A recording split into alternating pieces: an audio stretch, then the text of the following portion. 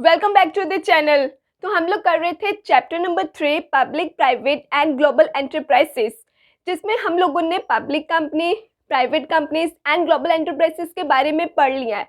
आज इस particular video में बात करते हैं एक और interesting topic, that is joint venture. तो चलिए समझते हैं इस टॉपिक को विद एन एग्जाम्पल।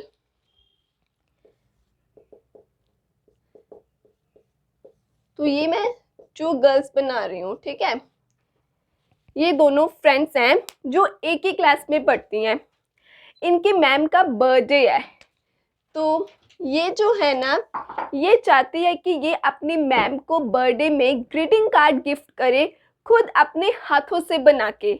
तो इसने देखा कि इसके पास ड्राइंग शीट है, इसके पास स्केच भी है, लेकिन अरे इसको तो क्रेयॉन्स और ग्लिटर भी चाहिए जो इसके पास नहीं है। तो इसने अपने क्लासमेट, अपनी फ्रेंड से पूछा कि क्या तुम्हारे पास क्रेयॉन्स और ग्लिटर है? वो कहती हाँ। कहती तुझे क्यों चाहिए? तो इसने बोला मैं मैम को उनके बर्थडे पे ग्रीटिंग कार्ड गिफ्ट करना चाहती हूँ।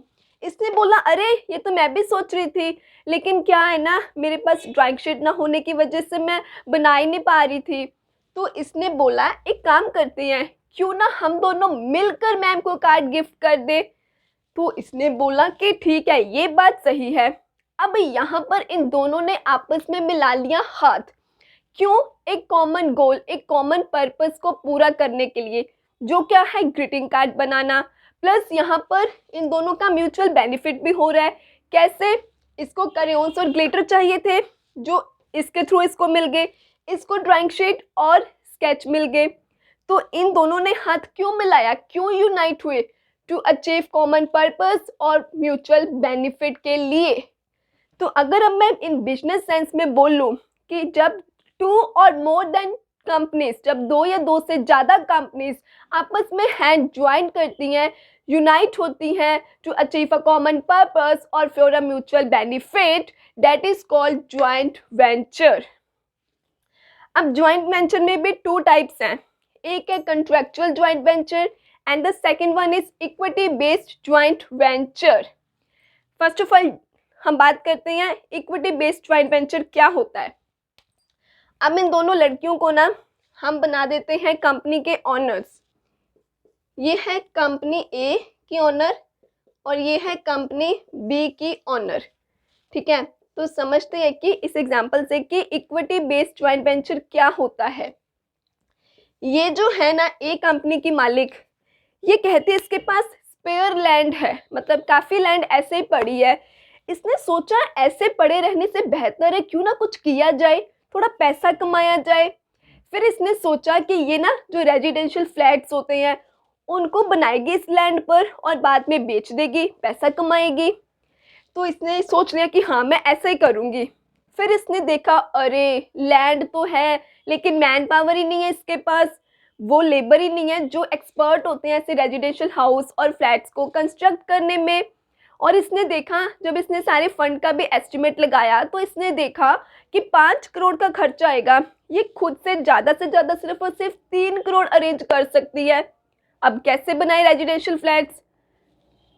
तो ये बी कंपनी की मालिक से मिली, इसने उसको अपना सारा प्लान बताया कि ऐसे मैं रेजिडेंशियल फ्लैट्स बनाना चाहती हूँ और मेरे पास लैंड है लेकिन मैन पावर नहीं है।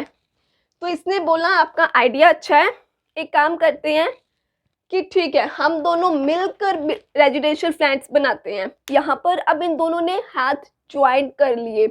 अब मिलने से क्या हुआ, इसके पास लैंड थी, इसके पास मैन पावर थी। अब जब दोनों मिलकर बना रहे हैं तो लैंड और मैन पावर दोनों अरेंज हो गए, प्लस इन दोनों ने फंड भी इकट्ठा कर लिया, दोनों ने मिलकर पैसा डाल दिया। अब ध्यान से समझना, इक्विटी ज्वाइंट वेंचर में समझाने क्या जा रही हूँ। इसकी कंपनी क्या थी? ए। इसकी कंपनी क्या थी? बी। दोनों की ऑलरेडी एक एग्जिस्टिंग कंपनीज हैं, ऑलरेडी एक कंपनी है ए और बी। अब इनका पर्पस क्या है? रेजिडेंशियल फ्लैट्स बनाना। इस पर्पस को पूरा करने के लिए इन दोनों ने मिलकर एक न्यू वेंचर सेट कर लिया, दैट इज सी। एक ऑलरेडी ए कंपनी थी, एक ऑलरेडी बी कंपनी थी। इनका पर्पस था रेजिडेंशियल फ्लैट्स बनाना। उस पर्पस को पूरा करने के लिए इन दोनों ने हाथ मिलाए और एक न्यू वेंचर सेट कर दिया, दैट इज सी। तो यही होता है इक्विटी बेस्ड ज्वाइंट वेंचर, जहां पर दो एग्जिस्टिंग कंपनीज क्या है, हाथ मिलाती हैं और मिलकर एक न्यू वेंचर, एक न्यू कंपनी सेट करती हैं। अब इस वेंचर में क्या होगा, ये दोनों मिलकर जितने भी रिसोर्सेस हैं वो शेयर करेंगे, चाहे वो मैन पावर है, चाहे वो फाइनेंशियल रिसोर्सेस हैं, प्रॉफिट एंड लॉस है, जो भी रिस्पॉन्सिबिलिटीज है, ये दोनों क्या है, मिलकर शेयर करेंगी। तो फिर कंट्रैक्चुअल बेस्ड ज्वाइंट वेंचर क्या हुआ, अब उसके बारे में समझते हैं। जो कंट्रैक्चुअल ज्वाइंट वेंचर है ना, उसमें जो ऑलरेडी एग्जिस्टिंग कंपनीज हैं वो मिलकर कोई भी न्यू एंटिटी, कोई भी न्यू कंपनी जो है वो एस्टैब्लिश नहीं करती। इक्विटी में हमने क्या पढ़ा कि ए और बी ने मिलकर एक सी वेंचर बना लिया, लेकिन कंट्रैक्चुअल ज्वाइंट वेंचर में ए और बी मिलकर कोई सी डी ई एफ कोई न्यू एंटिटी सेट नहीं करेंगी। कॉन्ट्रैक्चुअल में जस्ट आपस में कॉन्ट्रैक्ट होता है, ठीक है, दोनों क्या है, काम करते हैं लेकिन इंडिपेंडेंटली काम करते हैं, ठीक है, वहां पर दोनों एक दूसरे के काम में इंटरफेयर नहीं करते। यही जो पॉइंट है इन दोनों को डिफरेंशिएट करता है, कॉन्ट्रैक्चुअल ज्वाइंट वेंचर को और इक्विटी बेस्ड ज्वाइंट वेंचर को। कॉन्ट्रैक्चुअल ज्वाइंट वेंचर को भी एग्जांपल से समझते हैं। आप लोगों ने फ्रेंचाइजी सुना होगा, franchisee is the best example of contractual joint venture. लेकिन ये फ्रेंचाइजिंग क्या है, मान लो ये जो पर्सन है ये कहता मुझे पिज़्ज़ा, बर्गर, फ्रेंच फ्राइज ये बनाने का बहुत शौक है, ये खुद का रेस्टोरेंट स्टार्ट करना चाहता है, लेकिन इसने कहा कि मेरा खुद का ब्रांड कभी एस्टैब्लिश होगा, कभी सेट होगा, कभी वो चलेगा। तो कहता क्यों ना मैं किसी ऐसे ब्रांड का नेम यूज़ करूं जो ऑलरेडी मतलब जिसका बहुत नाम है। तो ये गया मैकडॉनल्ड्स के मालिक के पास। किसके पास गया, मैकडॉनल्ड्स के मालिक के पास। कहता मैं क्या हूँ, अपने बिजनेस में आपका ब्रांड नेम यूज़ करना चाहता हूँ, लेकिन वो फ्री में तो यूज़ करने नहीं देगा ना, थोड़ा पैसा लगा। तो अब क्या है, इसने बोला मैकडॉनल्ड्स के मालिक ने कि ठीक है आप हमारा ब्रांड नेम यूज़ कर सकते हो। अब इन दोनों के बीच में कॉन्ट्रैक्ट होगा। यहाँ पर कॉन्ट्रैक्ट में क्या है, ये इसको सारे बिजनेस राइट्स, जो सीक्रेट्स है, जो ब्रांड नेम है उसको यूज़ करने देगा। ये कहेगा कि जिस हिसाब से फिर हम पिज़्ज़ा वगैरह बनाते हैं आप भी वैसे ही काम करोगे जैसे हम काम करते हैं, लेकिन काम ये दोनों इंडिपेंडेंटली ही करेंगे, कोई न्यू वेंचर सेट नहीं करेंगे, एक दूसरे के वर्किंग ऑपरेशंस में कोई इंटरफेयर नहीं करेंगे। हाँ, कंट्रोल थोड़ा बहुत रहेगा लेकिन कोई इंटरफेयर नहीं करेंगे। तो आई होप आपको contractual joint venture and equity based joint venture का डिफरेंस क्लियर हुआ होगा। एक और बात, ये जो ज्वाइंट वेंचर्स हैं ये शॉर्ट टर्म के लिए भी होते हैं और लॉन्ग टर्म के लिए भी होते हैं।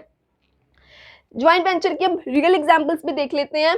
मारुति सुजुकी, ये तो सबको पता ही है, एक इंडियन कंपनी है और एक जापानीज कंपनी है, दोनों ने मिलकर मारुति सुजुकी लिमिटेड कंपनी बनाई थी। ऐसे एक और है ICICI prudential life insurance company limited. यहाँ पे जो ये ICICI है ये है इंडियन कंपनी एंड ये जो प्रूडेंशियल लाइफ इंश्योरेंस कंपनी है ये थी UK बेस्ड कंपनी।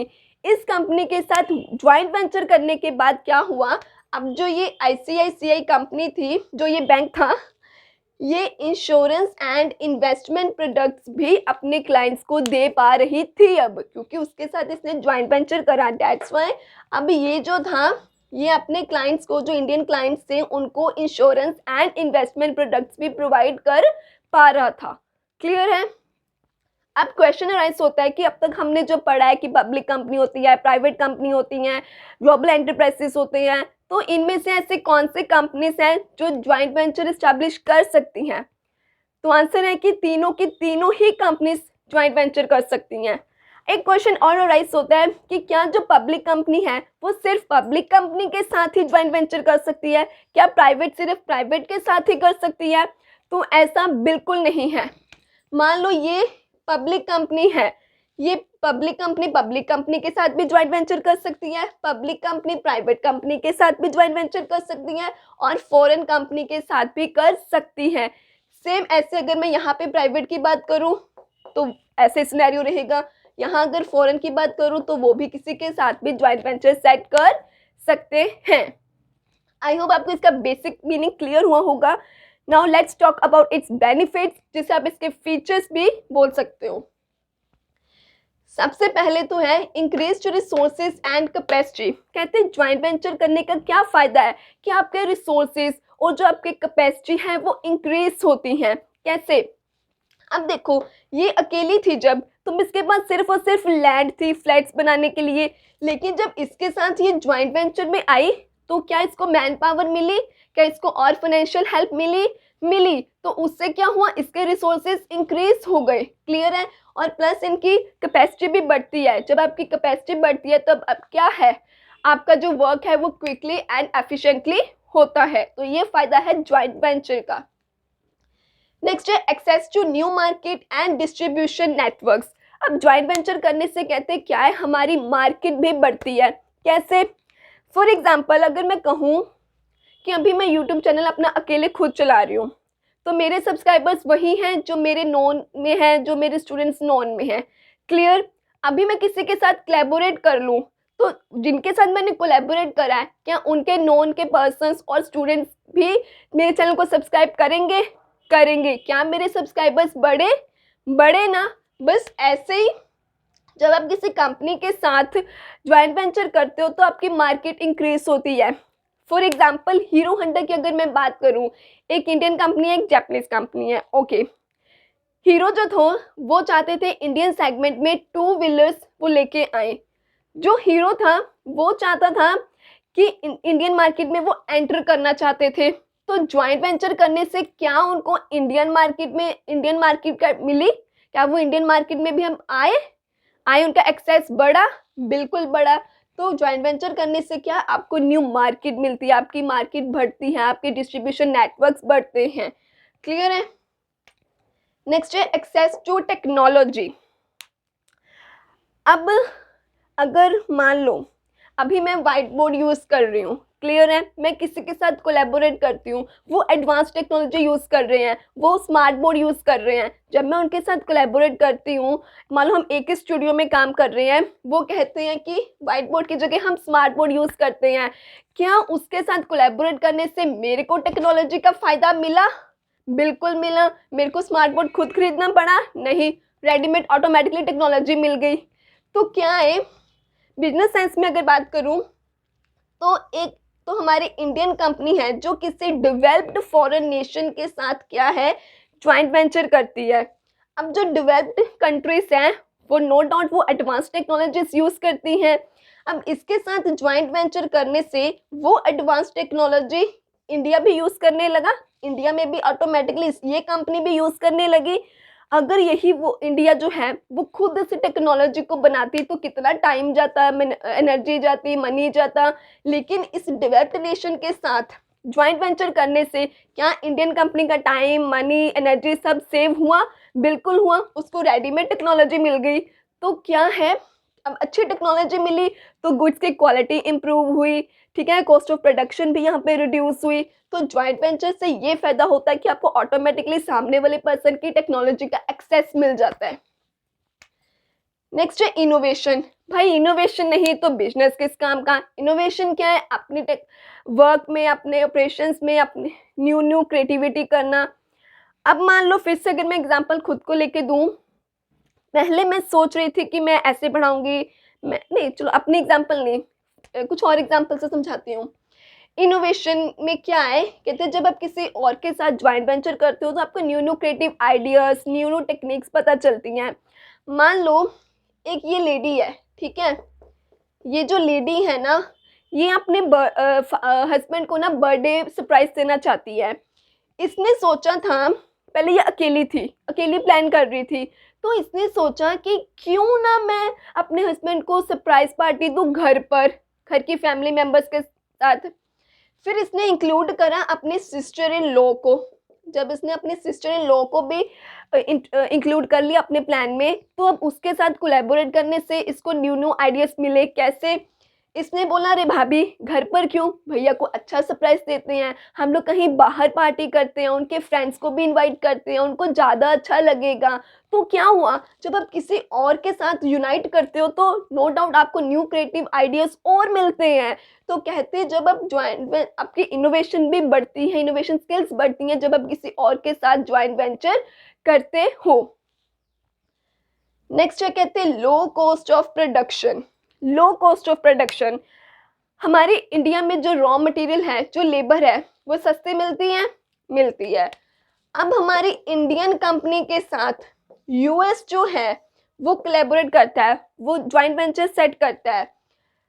अब क्या यूएस को जब वो इंडियन कंपनी के साथ काम मिलके कर रहा है, साथ में कर रहा है, तो क्या वो इंडिया से उसको लेबर एंड उसको मिल रही है रॉ मटेरियल एकदम सस्ते में।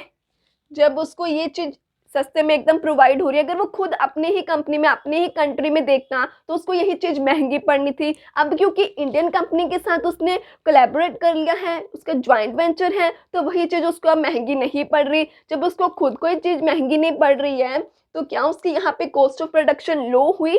बिल्कुल हुई। अब अगर मैं बात करूँ इंडियन कंपनी की, इंडियन कंपनी को एडवांस टेक्नोलॉजी अफोर्ड करनी मुश्किल होती, लेकिन अब वही टेक्नोलॉजी यूएस के साथ कोलैबोरेट करने से उसको बड़े आराम से मिल रही है।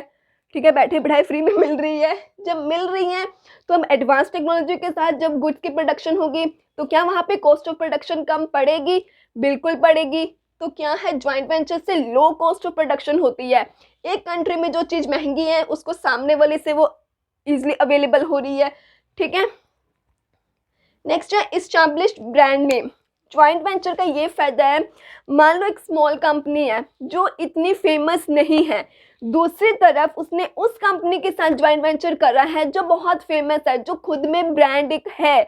अब उसके साथ जब वो ज्वाइंट वेंचर है, ज्वाइंट वेंचर में मतलब है जब वो न्यू उसने सेट करा है, तो क्या उसका ऑटोमेटिकली उसके ब्रांड नेम का उसको फ़ायदा मिला?